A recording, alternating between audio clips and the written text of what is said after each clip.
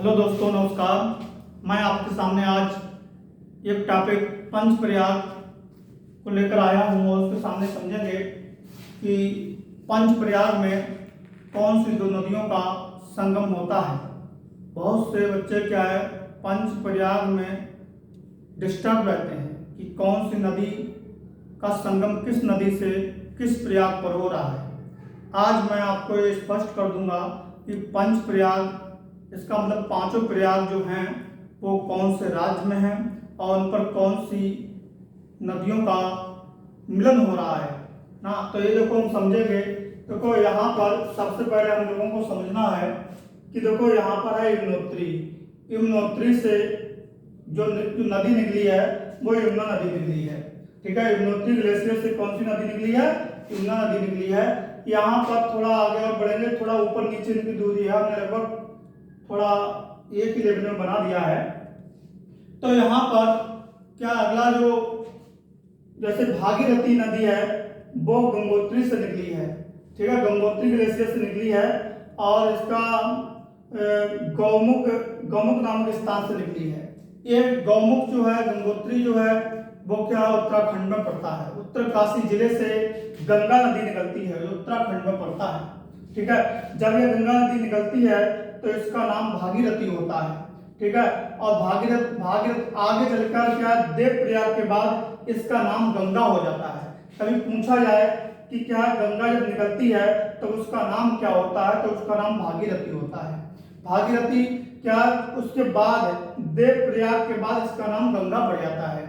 ठीक है, आगे हमारा यहीं पर देखिए, गंगा नदी पर ही क्या एक नदी है इधर से आ रही होती है, भीलगाना नदी। तो भीलगाना नदी जैसी भागीरथी से मिलती है तैसे यहाँ पर टिहरी बांध बनता है। टिहरी बांध भारत का सबसे ऊंचा बांध है।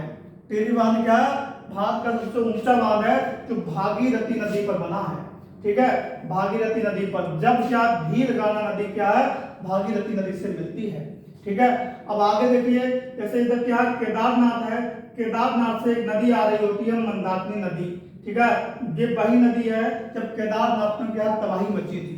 तो तबाही क्या है, इसी क्या मंदाकिनी नदी के कारण मची थी। पहले क्या एक वीडियो कई बार आपने देखा होगा कि केदारनाथ तबाही वाला वीडियो पड़ा हुआ है, वो यही नदी थी कि केदारनाथ से क्या मंदाकिनी नदी ने तबाही मचाई थी। और जहां पर इधर से देखो, इधर हम समझते हैं ये मंदाकिनी नदी है और इधर से ये देखो आ रही होगी अलकनंदा।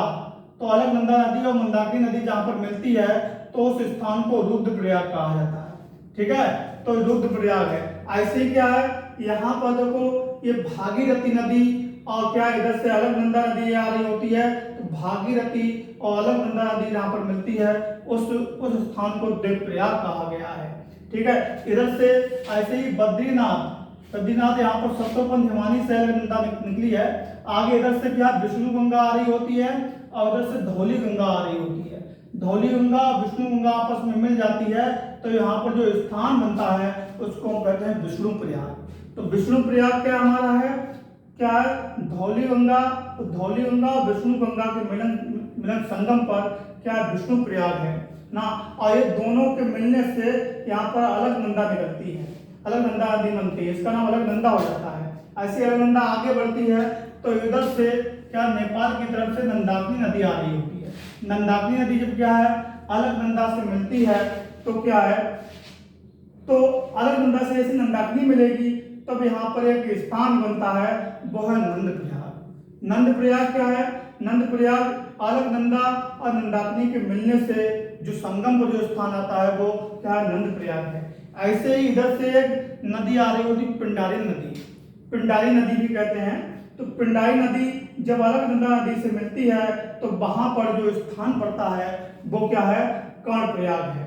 क्या है, कर्णप्रयाग है। अब इसी प्रकार से देखो ये सब देखा जाए तो 5 प्रयाग हैं हमारे, 1 2 3 4 और 5। पांचों प्रयागों को मैंने क्या इधर भी लिख रखा है। धौली गंगा और विष्णु गंगा जहां पर मिलती है वहां पर एक प्रयाग बनता है वो विष्णु प्रयाग है।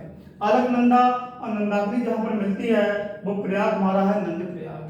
अलकनंदा और पिंडारी नदी जहां पर मिलती है वो प्रयाग हमारा काल प्रयाग। इसी प्रकार अलकनंदा और मंदाकिनी जहाँ पर मिलती है वो रुद्रप्रयाग है। इसी प्रकार भागीरथी और अलकनंदा जहाँ पर मिलती है वो देवप्रयाग है। ये 5 प्रयागों के बारे में मैंने आपको बताया।